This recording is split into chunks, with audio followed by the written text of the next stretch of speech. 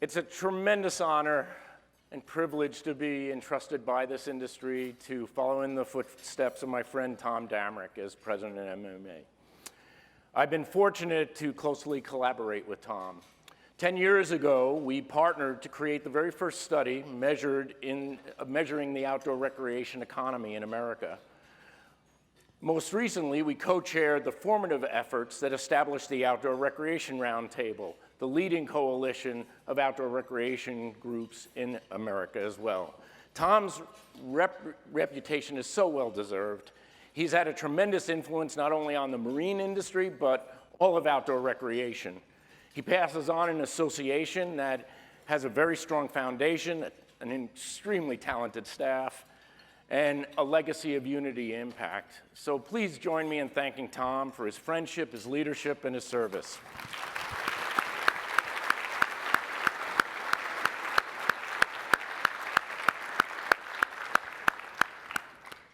So these past couple of months, I've been asked the same question over and over again. Why would I leave a great job in the RV industry and go RVing and make the shift to come to NMMA and discover boating? Well, for me, this is a deeply personal story.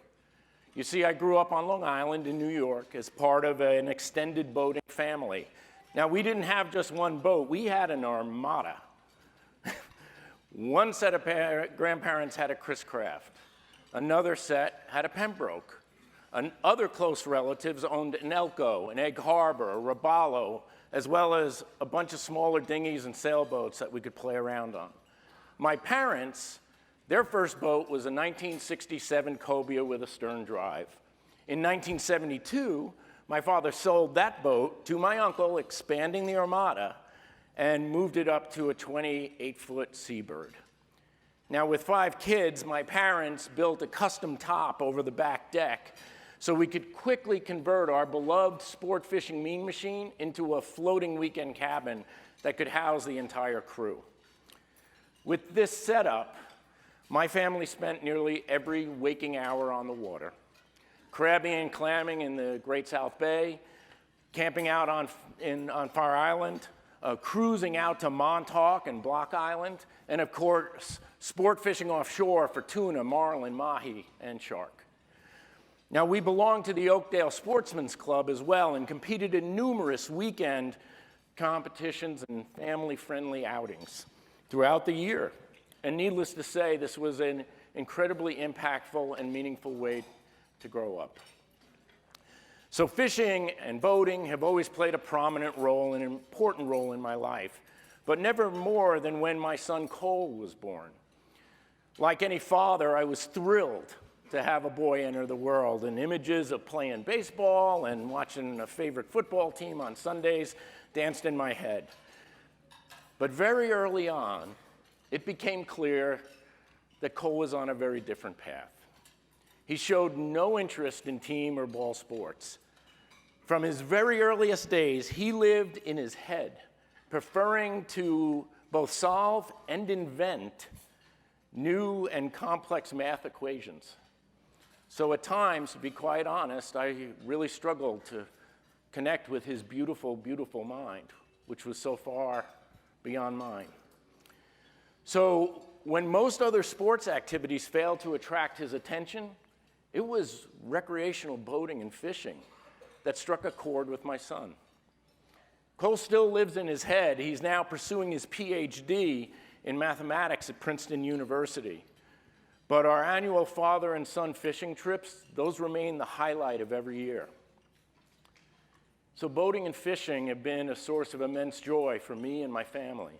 From the close relationships I have with my parents, my brothers, my sisters, to the cherished relationship I have with my son.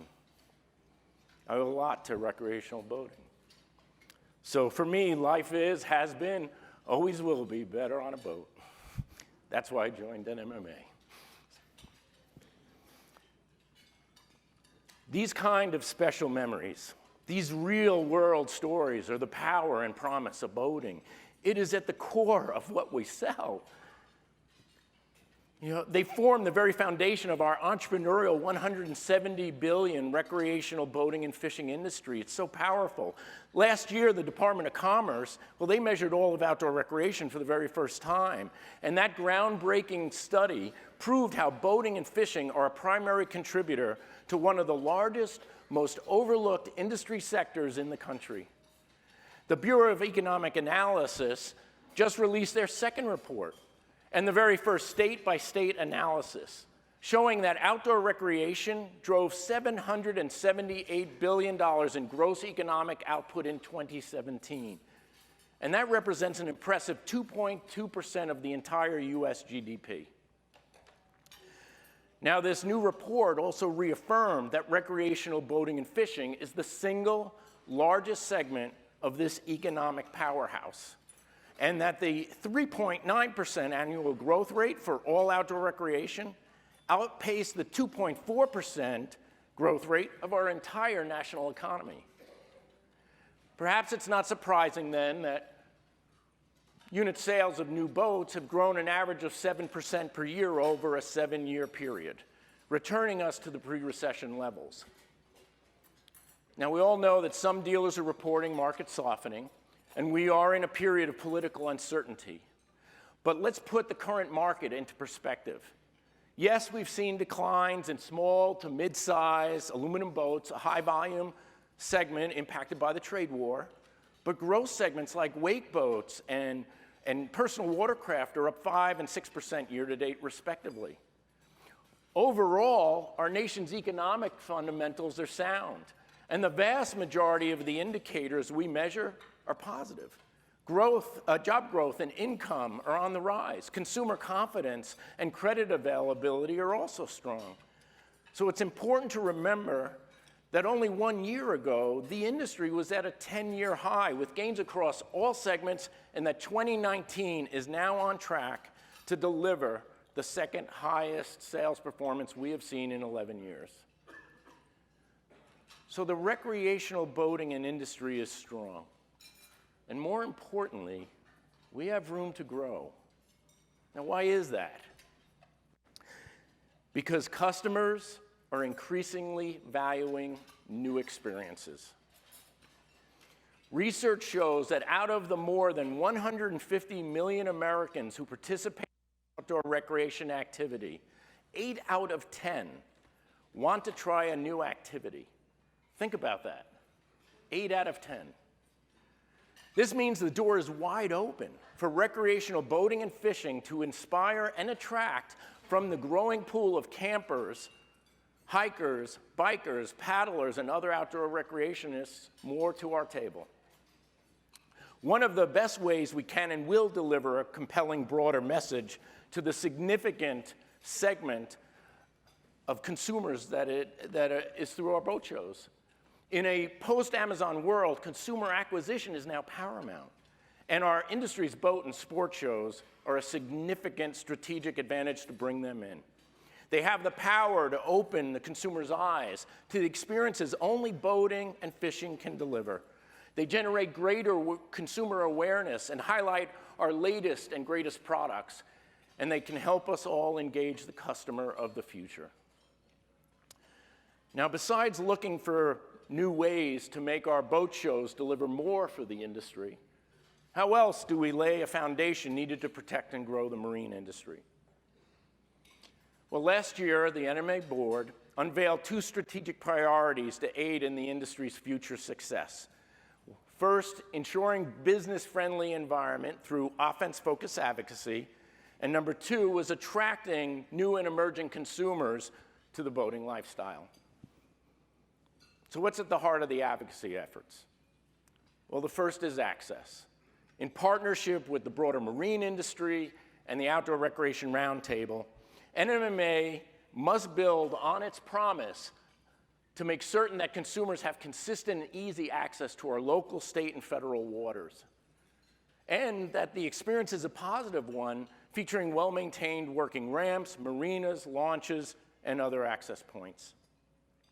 The second is healthy waters and sustainable fisheries. That means continuing to engage wherever and whenever the issues of water stewardship, Fish management, ocean policy are discussed. Proper conservation, obviously, is a vital effort for us to protect boating and fishing for generations to come. And the third is friendly regulation and international trade. So it's important to continue strengthening our presence at the local, national, and international level so we're able to manufacture, distribute, sell, and use our products seamlessly around the globe. Now, it's also important to recognize that the hard work of building and maintaining political influence never really ends, which is why people often say, if you are not at the table, you are on the menu, and that is so true in DC. Now, last year, NMMA, along with our partners, showed up to the table in a big way by hosting the most successful American Boating Congress ever, growing attendance by 40%. This helped ensure major legislative wins like passage of the Modern Fish Act, removal of millions in retaliatory tariffs on U.S. boats, exclusion for millions in Chinese tariffs, new titling bills in both Georgia and Florida, and expanding the number of offices of outdoor recreation around the country from 10 to 15 states. But there's so much more we need to do. From members of Congress to governors to presidential campaigns to administration officials, it takes a vigilant, proactive advocacy push to adequately protect any industry and investment. Now, the NMMA board is leading the way by increasing its funding of federal and state advocacy and strategic policy communications by $1.5 million through 2021. And the board has also set an aggressive long-term goal for political giving. And this means asking the entire marine industry to join together to help build a robust annual political action committee, one at the 500,000 level like we're shooting for at 2022. This unprecedented advocacy push will cement our seat at the table. It'll build and create more marine industry champions, and it'll deliver the consistent and tangible advocacy results member companies expect and this industry deserves. Which in the end brings us to the consumer of tomorrow. Arguably the most critical aspect of building and realizing a brighter boating future. So how do we remain relevant to a whole new generation of buyers and attract emerging consumers to boating? Well, let's start with what we know. We know that the next wave of buyers are different from bread and butter boomers.